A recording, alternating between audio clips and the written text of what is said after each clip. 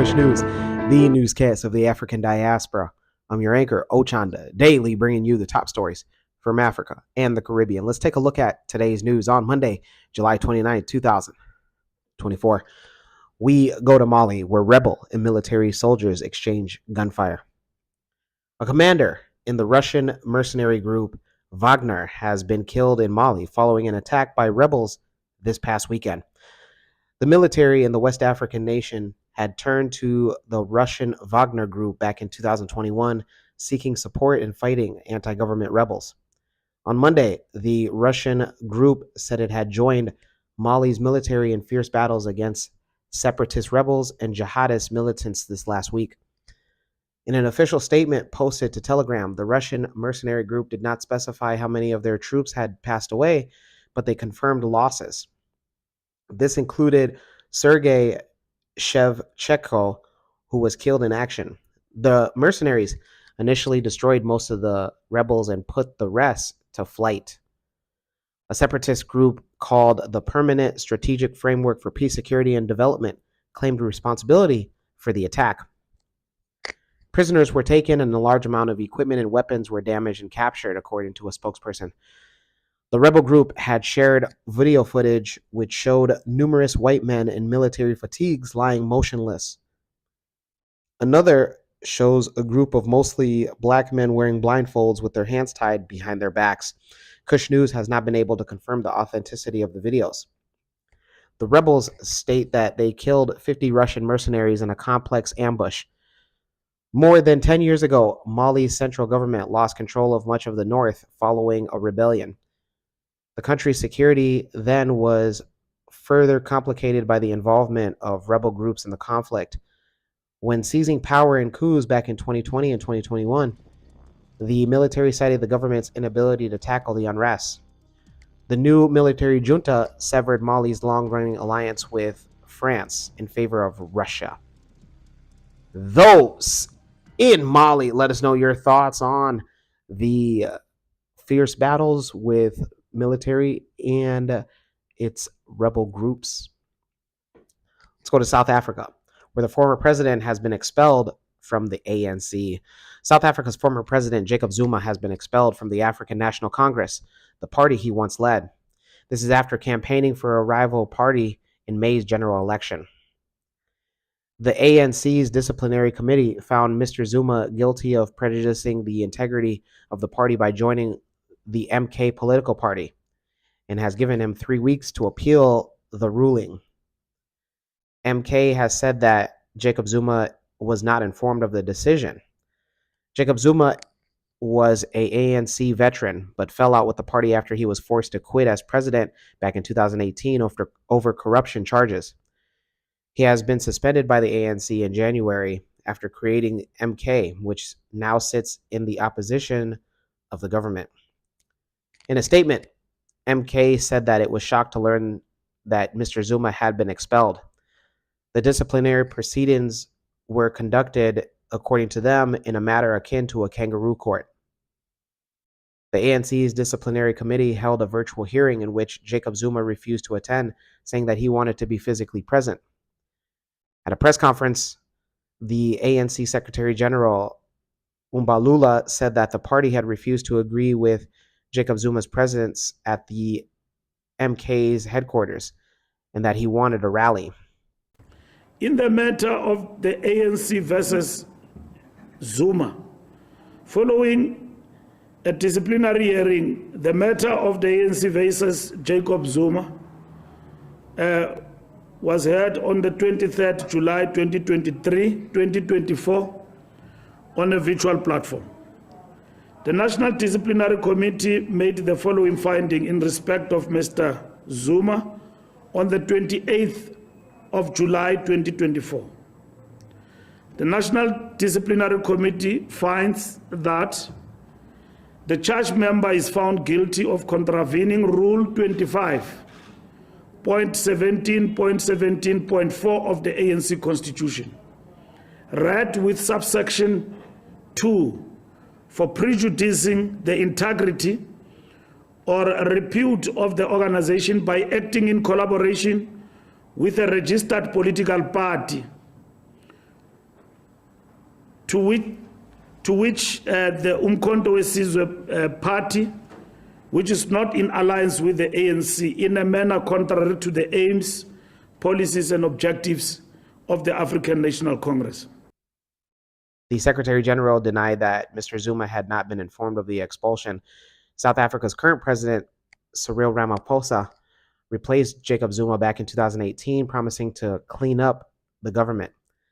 But in May of these elections, the ANC suffered its worst result, pushing the ruling party to form a coalition with the Democratic Alliance to share power. The full name of the MK political party is Umkhonto weSizwe, meaning Spear of the Nation, and became the third largest political party. It won almost 15% of the vote and obtained 58 seats in the 400-member parliament. MK became the official opposition in the parliament after the second biggest party.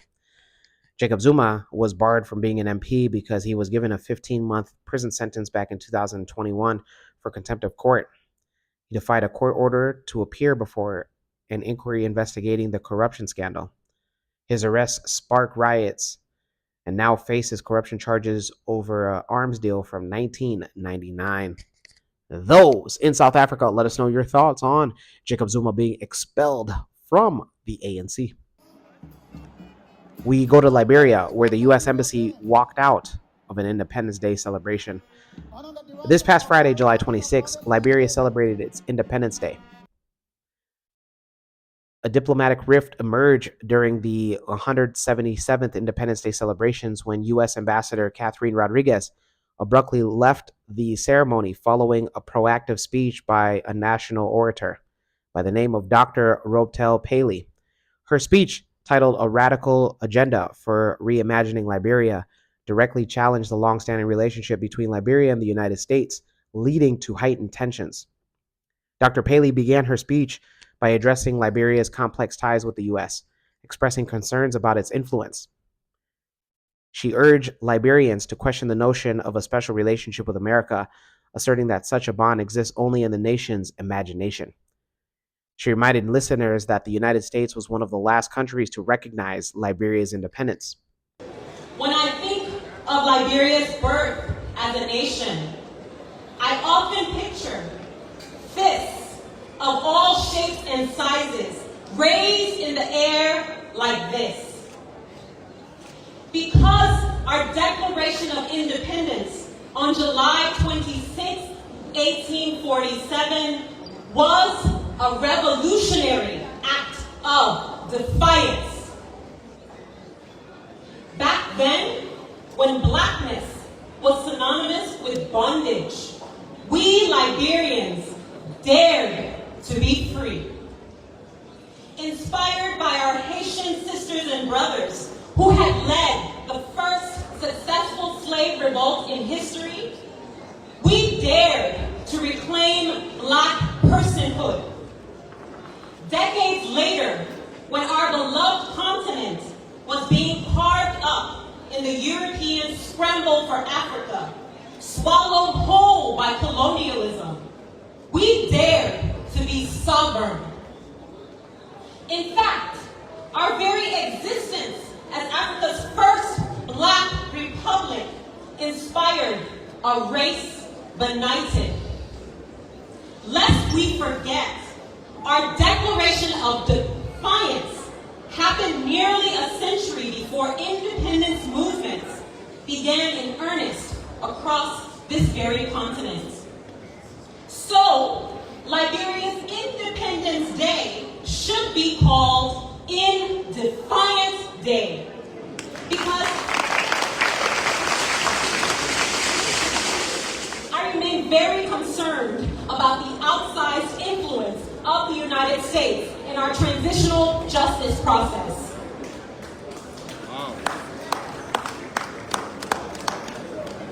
We must forge new strategic partnerships based on mutual benefits and disabuse ourselves of the notion that we have a special relationship with America.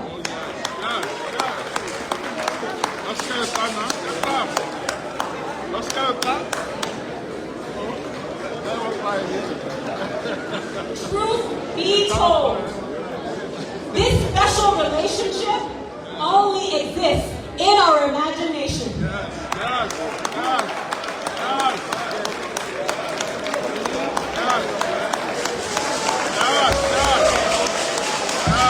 We forget. Lest we forget. The United States was one of the last countries to recognize our independence. Lest we forget. The United States has taken more from us than it has given.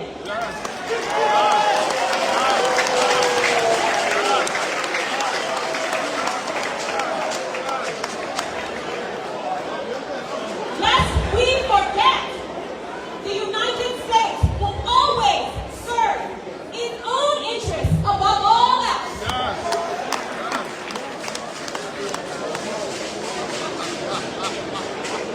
Once we accept these truths, we will appreciate that a reimagined Liberia is nobody's stepchild. Those in Liberia, let us know, did you get a chance to listen or watch the speech by Dr. Paley? What is your thoughts? Were her comments and remarks justified, or were they out of line? We go to the Caribbean, and there we go to Curacao, where they become an official member of CARICOM. Curacao received a warm welcome to the Caribbean community as the country was officially admitted as the 6th associate member of CARICOM. The Prime Minister of Curacao, Gilmar Pisas, said that just as the case with other associate members, Curaçao's membership and commitment will not compromise its commitments towards further regional integration and its objectives. In connectivity and logistics, we can help streamline the movement of goods and services across the Caribbean, boosting economic activity among our nation and creating jobs for all of us. Pisas also noted that Curacao is poised to assist CARICOM in negotiating deals and acting as a liaison with global powers. The strategic relationship of Curacao with key global players such as the European Union through its link to the Netherlands and its relationship with large South American countries, including Venezuela, Colombia, and Suriname, as well our relationship with the United States, positions us as a valuable partner within CARICOM. Pisas pledged support for CARICOM's vision for the region. He pointed out that his nation is already in talks with Trinidad and Tobago, Suriname, and Dominica for trade and economic opportunities, and welcomes interest from any other member state of CARICOM. The other 5 associate members of CARICOM are Anguilla, Bermuda, the British Virgin Islands, the Cayman Islands, and Turks and Caicos. Those in Curacao, congratulations.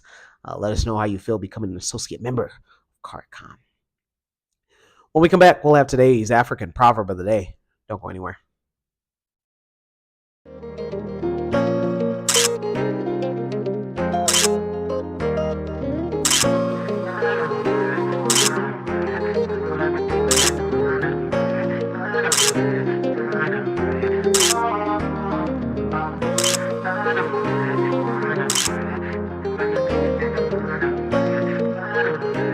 New release of the Spring Summer Collection. Visit www.mccadero.com. Welcome back. Let's take a look at today's African proverb of the day. And it comes to us from no particular African nation and or ethnic group, and it reads, if while climbing a tree you insist on going beyond the top, the earth will be waiting for you. Once again, if while climbing a tree you insist on going beyond the top, the earth will be waiting for you. African proverb. You know what this proverb is referencing is that, if you try to do the most, you end up losing it all in the end. But I'm going to actually disagree with this proverb. I feel that this can limit the untrained or the impressionable mind with saying that, try not to do too much because of the speculated outcome, an outcome that is maybe just living in your head. You want to try not to live in your head so much, because oftentimes your brain is trying its best to just keep you safe, whether that's financial, social. And so you should always, whatever you're doing, you should always strive to be the best at it. And you should go hard at it each and every single day. Let me know your interpretation of today's African proverb of the day, as well as your thoughts, views, questions, comments, and concerns on the top stories. Don't forget to hit that like button. Make it your best friend. For Kush News on Kush Convos TV, I'm Ochanda. We'll see you soon.